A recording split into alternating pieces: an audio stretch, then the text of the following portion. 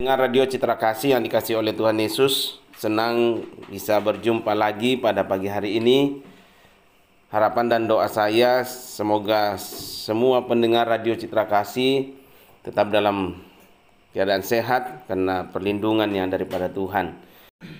Tema kita pada pagi hari ini yaitu masalah sebagai ajang untuk latihan berperang, ya. Berperang, ya, bukan berperang seperti yang terjadi di Rusia dan Ukraina, tapi berperang dengan persoalan-persoalan kehidupan yang kita alami di dalam hidup kita masing-masing. Pendengar Radio Citra Kasih yang dikasih oleh Tuhan Yesus, seperti topik kita pada pagi hari ini, masalah sebagai ajang untuk latihan berperang, ya.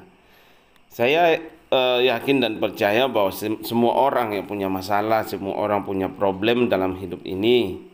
Hanya yang sering saya katakan, hanya kadarnya saja yang berbeda-beda. Tapi ya kalau kita masih hidup, ya pasti ada tantangan, ada masalah yang kita hadapi di dalam kehidupan ini. Nah, kalau kita pagi ini kita akan belajar dalam kisah bangsa Israel, ya. Ini generasi yang sudah ada di Kanaan.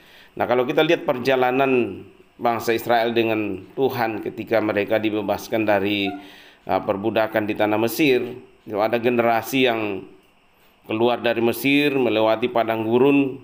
Mereka begitu banyak melihat mujizat Tuhan, begitu banyak hal-hal yang ajaib yang mereka lihat yang dilakukan oleh Tuhan. Kemudian generasinya Musa gitu ya, generasi yang keluar dari Mesir sampai di Sungai Yordan, kemudian digantikan oleh generasi yang dipimpin oleh Yosua, ya.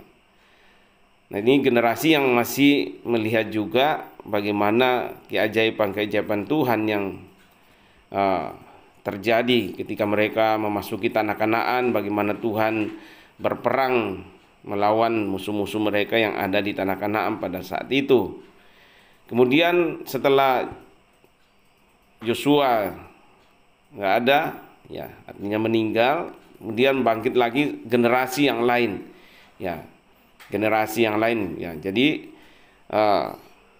masing-masing generasi ada yang Tuhan lakukan, ya, baik itu generasi yang keluar dari Mesir melewati padang gurun selama 40 tahun, maupun generasi yang dipimpin oleh Yosua untuk mengalahkan bangsa-bangsa yang ada di tanah Kanaan, dan generasi selanjutnya generasi yang menikmati tanah perjanjian itu. Nah, kalau kita lihat, ya, yang paling banyak melihat mujizat-mujizat Tuhan adalah generasi yang keluar dari Mesir lewat padang gurun, kemudian generasi Yosua. Tapi generasi yang ada di tanah Kanaan adalah generasi yang tidak melihat lagi keajaiban-keajaiban Tuhan, ya, lewat apa yang dilakukan oleh Tuhan. Misalnya ketika masuk di dalam tanah Kanaan, bagaimana mereka berperang mengalahkan kota Yeriko, ya, dengan mujizat Tuhan mereka hanya mengelilingi, ya, tembok Yeriko sampai harus runtuh. Ya, kemudian generasi selanjutnya generasi yang tinggal menikmati, ya, generasi yang tinggal menikmati.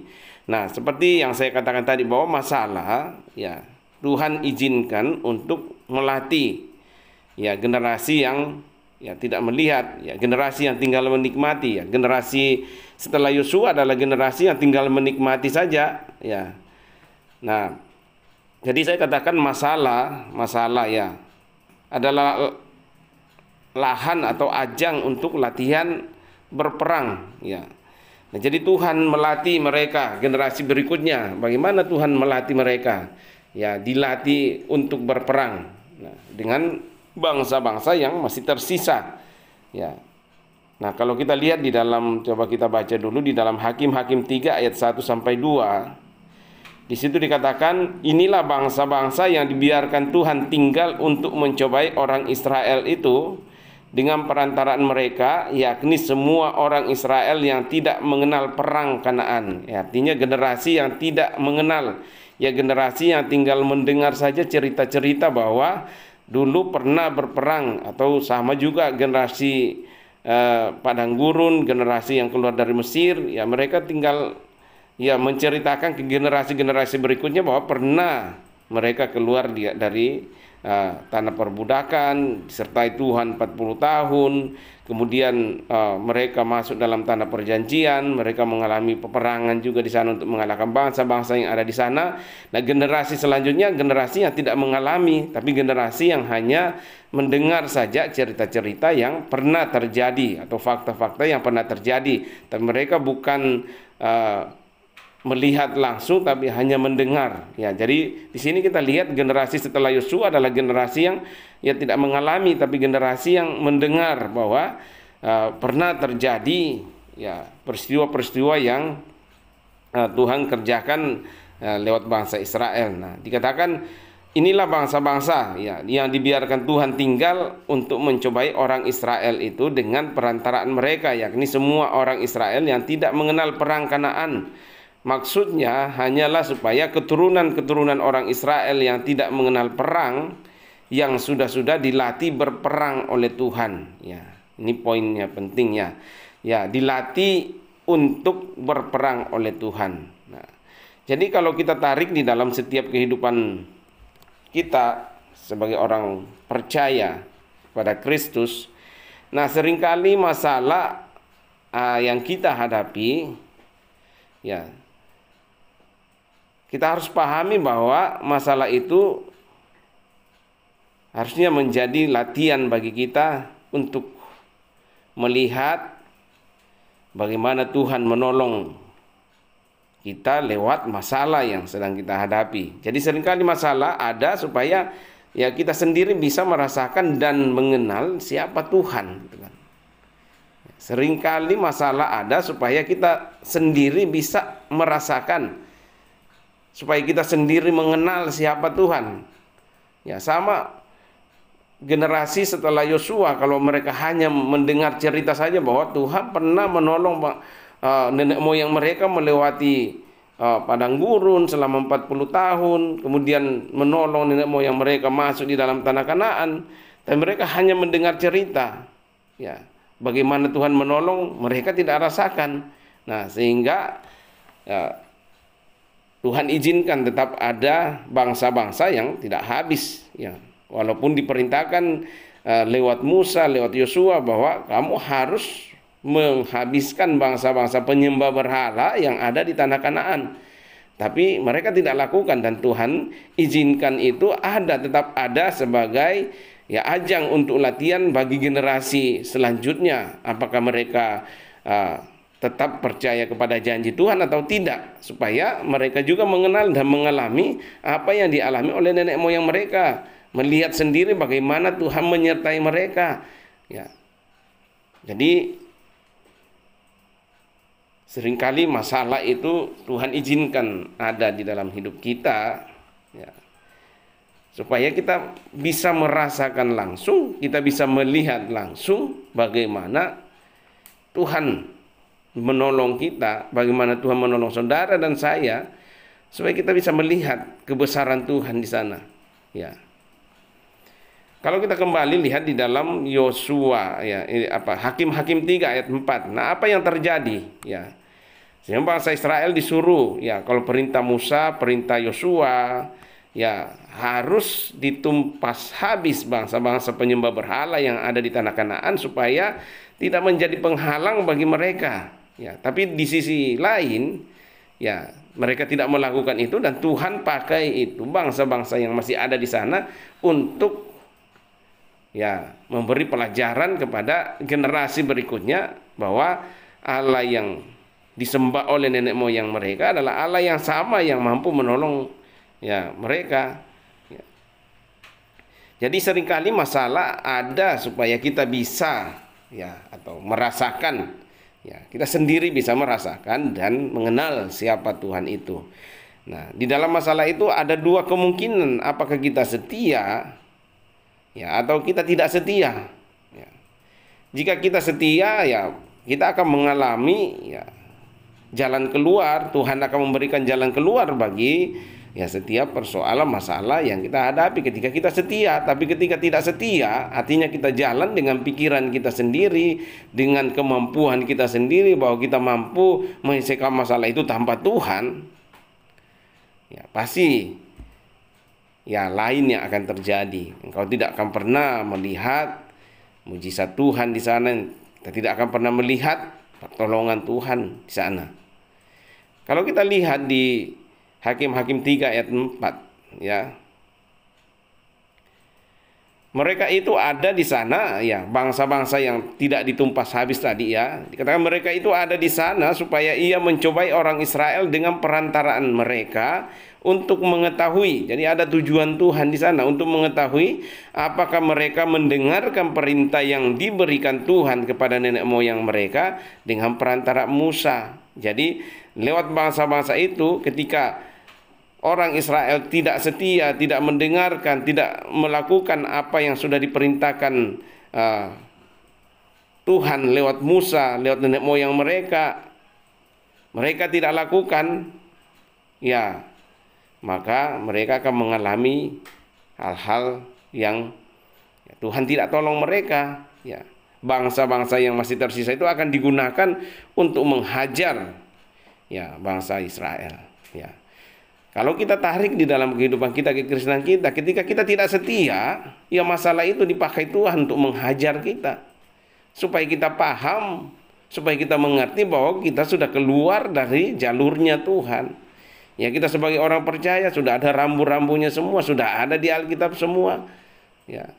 Apa yang harus kita kerjakan, apa yang harus kita lakukan. Bahkan kita dengar khotbah-khotbah, baik itu di gereja, di persekutuan, di komunitas, atau kita lewat siaran-siaran yang ada di handphone, di YouTube, kan banyak firman Tuhan, atau renungan-renungan yang kita dengar, Tuhan sudah jelas berbicara di situ dan kita tidak melakukan, sehingga Tuhan pakai masalah dalam hidup kita untuk mengingatkan kita, untuk mengajar kita bahwa kita tidak bisa berjalan sendiri tanpa pertolongan Tuhan. Ini penting, ya. Sama bangsa Israel, mereka tinggal menikmati, generasi berikutnya tinggal menikmati, ya. Tapi mereka tidak pernah merasakan, mereka tidak pernah melihat secara langsung. Mereka hanya mendengar cerita-cerita atau tulisan-tulisan yang dari nenek moyang mereka bahwa Tuhan pernah menolong bangsa mereka keluar dari perbudakan di Mesir ke dalam tanah perjanjian di Kanaan yang sedang generasi mereka nikmati. Sama kita juga, gitu. Orang Kristen sekarang, kita kan tidak pernah mengalami, kita percaya Yesus sebagai Tuhan dan Juru Selamat secara pribadi. Kita tidak pernah melihat secara langsung bagaimana Yesus lahir, bagaimana Yesus disalib, bagaimana Yesus mati, bagaimana ketika diadili. Tapi kita mengimani bahwa itu semua terjadi, ya, dan itu sudah tertulis dengan jelas di dalam Alkitab sebagai firman Tuhan yang diilhamkan kepada setiap penulis kitab-kitab itu. Ya, kita mengimani walaupun kita tidak pernah mengalami, kita tidak pernah melihat. Kita generasi yang hanya mengimani bahwa Yesus pernah bangkit. Yesus bangkit, bukan pernah. Yesus bangkit dari antara orang mati. Ya. Ada peristiwa yang pernah terjadi, tapi kita tidak pernah ada di sana. Kita tidak pernah ada di sana pada saat itu. Tapi kita hanya mengimani bahwa itu terjadi. Ya. Nah, kalau kita percaya bahwa Yesus adalah Tuhan yang sudah bangkit dari antara orang mati, nah kita orang-orang yang akan mengalami mujizat-mujizat Tuhan, ya, pertolongan Tuhan dalam hidup kita. Dikatakan mereka itu ada di sana, bangsa-bangsa yang tidak dituntas habis itu ada di sana supaya ia mencobai orang Israel dengan perantaraan mereka. Tuhan pakai bangsa-bangsa itu untuk menguji, untuk mengetahui apakah generasi setelah Yosua ini masih tetap percaya, masih tetap mendengarkan perintah yang diberikan Tuhan kepada nenek moyang mereka dengan perantara Musa. Ya, kalau kita lihat perintahnya apa sih, kalau kita lihat di dalam Yosua 23 ya. Apa sih perintah yang diberikan kepada ya dari Musa kepada Yosua yang disampaikan lagi kepada generasi berikutnya? Coba kita lihat di dalam Yosua 23. Yosua 23 ayat 5 sampai 13. Yosua 23 ayat 5 sampai 13. Nah, saya akan bacakan buat pendengar Radio Citra Kasih yang dikasihi oleh Tuhan Yesus. Di situ dikatakan, dan Tuhan Allahmu, dialah yang akan mengusir dan menghalau mereka dari depanmu, sehingga kamu menduduki negeri mereka seperti yang dijanjikan kepadamu oleh Tuhan Allahmu. Ya, sepanjang Israel masuk dalam tanah Kanaan, kalau kita baca di Alkitab, ya Tuhan yang berperang ya melawan bangsa-bangsa yang ada di sana. Ya, bukan kekuatan bangsa Israel, tapi semata-mata karena penyertaan Tuhan, janji Tuhan akan digenapi ya lewat ya generasi yang masuk di dalam tanah Kanaan. Di ayat 6 dikatakan, kuatkanlah benar-benar hatimu dalam memelihara dan melakukan segala yang tertulis dalam kitab hukum Musa, supaya kamu jangan menyimpang ke kanan dan ke kiri ya. Jangan menyimpang ke kanan dan ke kiri, dan supaya kamu jangan bergaul. Nah, ini poin-poin yang disampaikan oleh Musa kepada bangsa Israel dan kemudian diteruskan oleh Yosua, dan supaya kamu jangan bergaul dengan bangsa-bangsa yang masih tinggal di antaramu itu, serta mengakui nama Allah mereka. Apalagi ini ya, artinya mengakui nama Allah mereka yang bukan Allah Israel ya, dan bersumpah demi nama itu dan beribadah atau sujud menyembah kepada mereka, Allah-Allah berhala-berhala mereka, bangsa-bangsa yang ada di Kanaan. Tetapi kamu harus, nah ini yang Tuhan maunya Tuhan kan, tetapi kamu harus berpaut pada Tuhan Allahmu seperti yang kamu lakukan sampai sekarang. Bukankah Tuhan telah menghalau bangsa-bangsa yang besar dan kuat dari depanmu, dan akan kamu ini seorang pun tidak ada yang tahan menghadapi kamu sampai sekarang ya. Satu orang saja daripada kamu dapat mengejar 1000 orang, sebab Tuhan Allahmu, dialah yang berperang bagi kamu seperti yang dijanjikannya kepadamu. Maka demi nyawamu bertekunlah mengasihi Tuhan Allahmu, sebab jika kamu berbalik dan berpaut kepada sisa bangsa-bangsa ini yang masih tinggal di antara kamu, kawin mengawini dengan mereka serta bergaul dengan mereka dan mereka dengan kamu, maka ketahuilah dengan sesungguhnya bahwa Tuhan Allahmu tidak akan menghalau lagi bangsa-bangsa itu dari depanmu, tetapi mereka akan menjadi perangkap dan jerat bagimu, menjadi cambuk pada lambungmu dan duri di matamu, sampai kamu binasa dari tanah yang baik ini yang telah diberikan kepadamu oleh Tuhan Allahmu. Apa yang dikatakan Musa kemudian dilanjutkan Yosua lagi, ya terjadi. Apa yang dilakukan oleh bangsa Israel, coba kita lihat ya. Selanjutnya apa yang dilakukan oleh bangsa Israel. Padahal sudah ada peringatan, ketika kamu masuk tanah Kanaan, hati-hati, jangan ngambil kawin mengawinkan di sana dengan orang-orang yang tidak mengenal Tuhan. Ya, jangan menyembah, apalagi menyembah kepada berhala-berhala mereka, kepada Allah, ilah-ilah mereka, bangsa-bangsa Kanaan yang ada di sana, bangsa-bangsa yang ada di Kanaan. Itu sudah jelas disampaikan oleh Musa dan Yosua. Tapi kenyataannya apa yang terjadi? Ya, coba kita lihat apa yang dilakukan oleh generasi setelah Yosua. Kita lihat di dalam Hakim-Hakim 3 ayat 5 sampai 7. Nah, ini kelakuan yang dilakukan oleh generasi setelah Yosua. Hakim-Hakim 3 ayat Hakim-Hakim 3 ayat 5 sampai 7. Ayat 5, kita mulai ayat 5. Nah, apa yang mereka lakukan?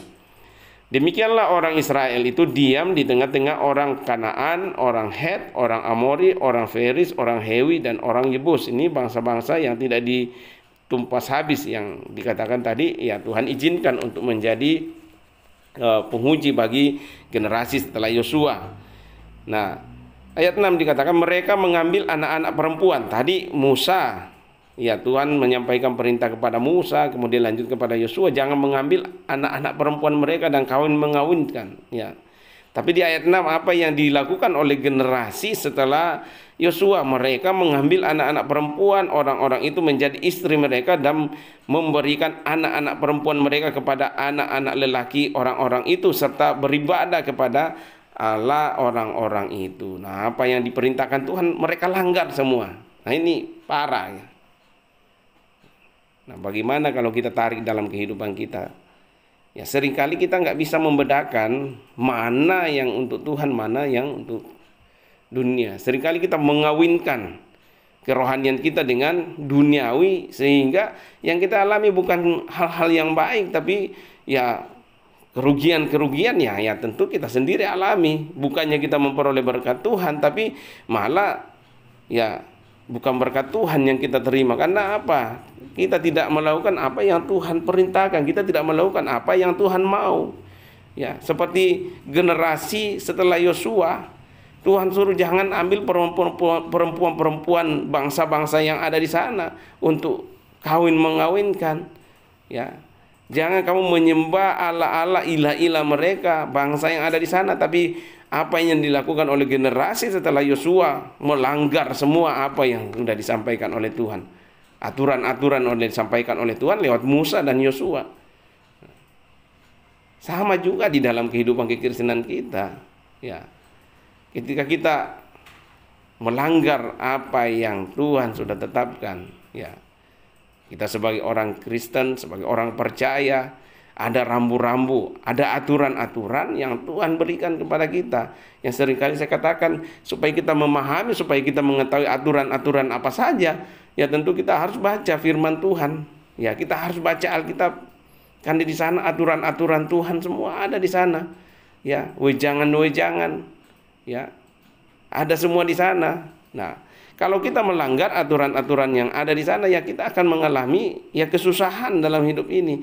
Nah, apa yang dialami oleh bangsa Israel generasi setelah Yosua, mereka melakukan ya bertolak belakang dengan apa yang diperintahkan oleh Tuhan. Tuhan katakan jangan ambil ya anak-anak mereka untuk kawin mengawinkan di sana, tapi mereka malah melakukan sebaliknya. Sama dengan dikatakan jangan kamu menyembah ilah-ilah, Allah-Allah yang ada di sana, tapi sebaliknya ya bertolak belakang dengan apa yang Tuhan inginkan.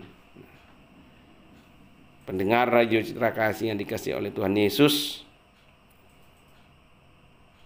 Alkitab ditulis, kisah ini ditulis supaya kita belajar darinya.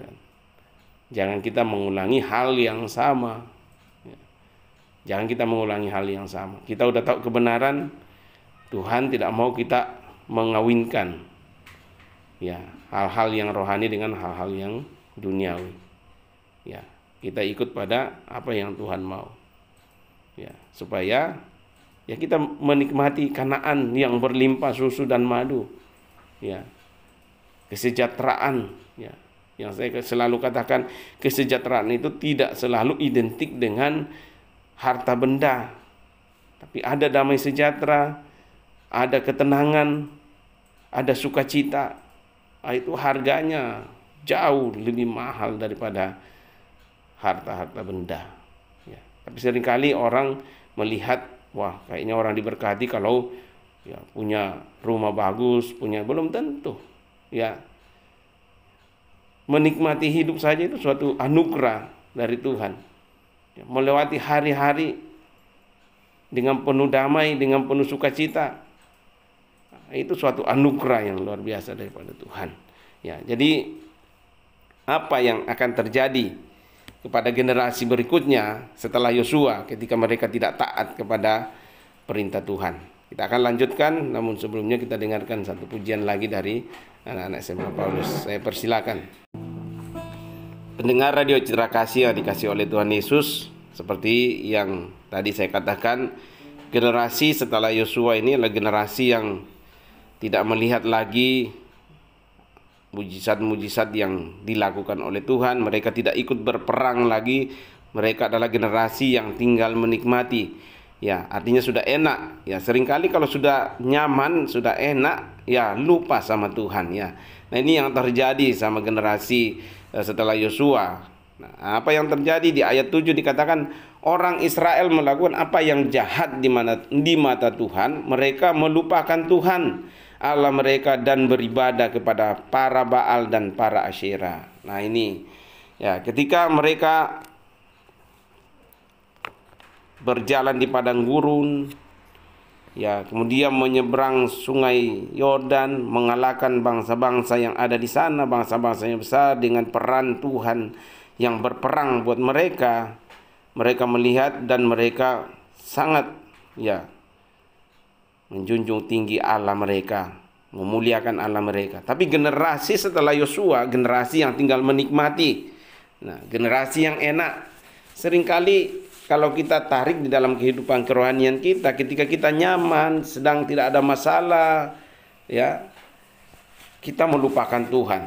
Ya, kita tidak ingat Tuhan. Ini gambaran yang dialami oleh generasi setelah Yosua. Orang Israel melakukan apa yang jahat di mata Tuhan. Mereka melupakan Tuhan Allah mereka dan beribadah kepada para Baal dan para Asyera. Lalu bangkitlah murka Tuhan terhadap orang Israel, sehingga Tuhan menjual mereka kepada Kusyan Risya Taim, Raja Aram Mesopotamia, dan orang Israel menjadi takluk selama 8 tahun lamanya. 8 tahun lamanya mereka takluk. Coba bayangkannya, akibat mereka tidak melakukan, tidak kenal Tuhan Allah Israel lagi, beribadah kepada Allah-Allah yang disembah oleh bangsa-bangsa yang masih ada di sana. Mereka harus dijual, artinya dibuang dari hadapan Tuhan selama 8 tahun. Kalau sudah jauh daripada Tuhan, dibuang dari hadapan Tuhan, Tuhan adalah sumber segalanya, sumber berkat, pengendali segalanya, pengatur segalanya. Kalau kita dibuang dari hadapan Tuhan, pasti hidup kita akan mengalami kesusahan, hidup menderita. Kenapa mereka di ayat 9 lalu berserulah orang Israel setelah 8 tahun. 8 tahun dijual, dibuang dari hadapan Tuhan karena mereka menyembah kepada berhala-berhala, ala-ala bangsa-bangsa yang masih tersisa di Kanaan. Makanya 8 tahun mereka dibuang dari hadapan Tuhan. Berarti hidupnya susah. Di ayat 9 dikatakan lalu berserulah. Orang yang selalu berseru pasti dalam keadaan terjepit atau terdesak atau susah. Lalu berserulah orang Israel kepada Tuhan. Tuhan itu luar biasa. Dia maha pengasih, maha penyayang. Apalagi janjinya kepada Abraham, Ishak dan Yakub. Tuhan bukan orang yang mudah lupa. Allah adalah kasih. Walaupun generasi setelah Yosua lari daripada Tuhan, menyembah kepada Allah-Allah dan orang bangsa-bangsa yang ada di sana dan melanggar setiap aturan-aturan yang Tuhan sudah berikan, tetapi kasih Allah tetap ada di atas Israel. Kalau kita tarik dalam hidup kita juga, walaupun kita pernah jauh daripada Tuhan atau sedang jauh daripada Tuhan, tapi Tuhan tetap mengasihi saudara dan saya. Yang Tuhan tunggu adalah berseru. Berserulah kepada Tuhan.